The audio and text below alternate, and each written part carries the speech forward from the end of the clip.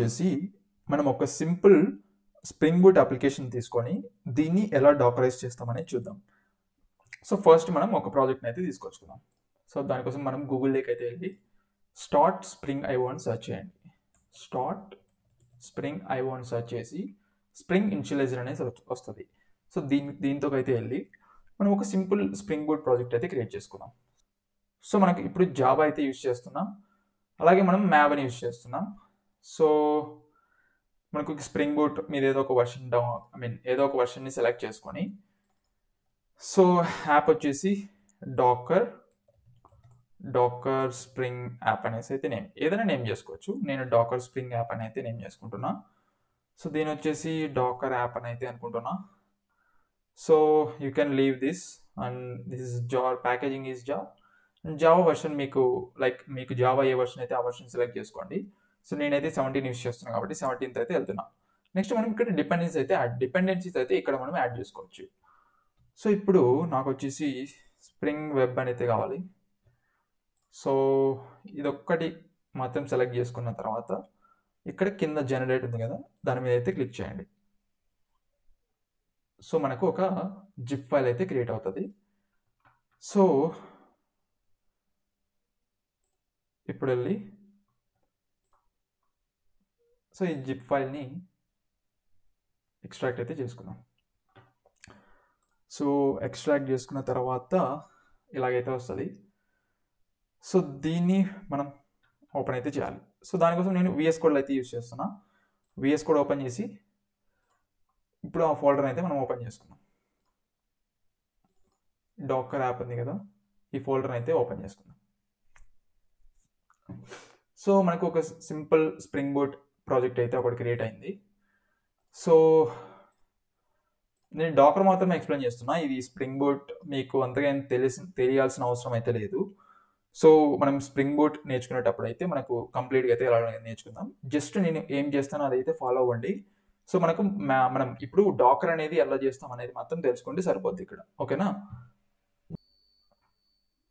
ఇప్పుడు మనం ఈ యాప్ అనేది రన్ అవుతుందా లేదో తెలుసుకోవడానికి జస్ట్ ఒక సింపుల్ గెట్ మెథడ్ అయితే యూజ్ చేద్దాం. సో దానికోసం నేను సోర్స్ ఫోల్డర్లోకి వెళ్ళి మెయిన్ ఫోల్డర్ ఉంది కదా, మెయిన్ ఫోల్డర్లో జావా ఉంటుంది. జావా ఫోల్డర్లో మనం ఒక సింపుల్ ఫైల్ అయితే క్రియేట్ చేద్దాం. దీన్ని నేను స్టూడెంట్ కంట్రోలర్ అని అయితే నేను చేస్తాను .java. ఇప్పుడు మనం ఏం చేయాలంటే ఇక్కడ కంట్రోలర్ అయితే నేను చేయాలి మనం ఇక్కడ. సో ఇక్కడ వచ్చేసి మనం ఒక సింపుల్ గెట్ మ్యాపింగ్ అయితే యూజ్ చేయాలి. సో పాత్ వచ్చేసి స్లాష్ అండ్ స్ట్రింగ్ అయితే రిటర్న్ చేస్తుంది.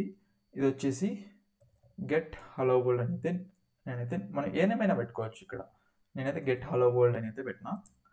సో ఇవన్నీ మనకు అవసరం లేదు. ఇక్కడ నుంచి మనం ఒక సింపుల్ జస్ట్ హలో వరల్డ్ అని అయితే రిటర్న్ చేద్దాం. Hello world. ఇది ఎందుకంటే జస్ట్ మనం అప్లికేషన్ రన్ అవుతుంది అని తెలుసుకోవడానికి మాత్రమే. సో ఇవన్నీ అవసరం లేదు మనకి. ఇప్పుడు జస్ట్ రిమూవ్ చేసేద్దాం. సో మనకి ఇక్కడ ఒక జస్ట్ గెట్ మెథడ్ అయితే మనకి ఇక్కడైతే ఒకటైతే క్రియేట్ చేసుకున్నాం. ఇప్పుడు మనం ఏం చేయాలంటే ఈ యాప్ని అయితే రన్ చేద్దాం. ఇప్పుడు మెయిన్ ఫోల్డర్లోకి వెళ్ళి మెయిన్ ఫైల్లోకి వెళ్ళి రైట్ క్లిక్ అయితే ఇచ్చి రన్ జావా అని రన్ చేయండి. సో లెట్స్ సీ మనకి ఏమైనా ఎర్రర్స్ వస్తాయేమో చూద్దాం. or else application failed to run. Okay, port 8080 already in use. Okay, ఇలాంటి ఎర్రర్ వచ్చినప్పుడు ఏం చేయాలంటే మనం ఇక్కడ రిసోర్సెస్లోకి వెళ్ళి అప్లికేషన్ ప్రాపర్టీస్ ఉంటుంది కదా, ఇక్కడ వచ్చేసి మనం ఏం చేయాలంటే server.port ఈక్వల్ టు మనకు 8080 మనకు బిజీ ఉంది కాబట్టి 8081లో అయితే మనం అప్లికేషన్ రన్ చేద్దాం. సో అగైన్ మనము ఈ అప్లికేషన్లోకి అయితే వెళ్ళి మళ్ళీ రన్ జావా అయితే క్లిక్ చేయండి. సో లెట్స్ సీ ఇప్పుడు ఏమైనా ఎర్రర్స్ వస్తాయేమో చూద్దాం. ఓకే, అప్లికేషన్ అయితే రన్ అవుతుంది. 8081 పోర్ట్లో అయితే మనకు అప్లికేషన్ అయితే రన్ అవుతుంది. ఇప్పుడు గూగుల్లోకి అయితే వెళ్ళి మనం లోకల్ హోస్ట్ 8081లో కదా మనం రన్ చేస్తున్నది. సో 8081 ఓకే హలో వరల్డ్ అయితే మనకి ఇక్కడైతే వచ్చింది, అంటే అప్లికేషన్ అయితే రన్ అవుతుందని అర్థం మనకి.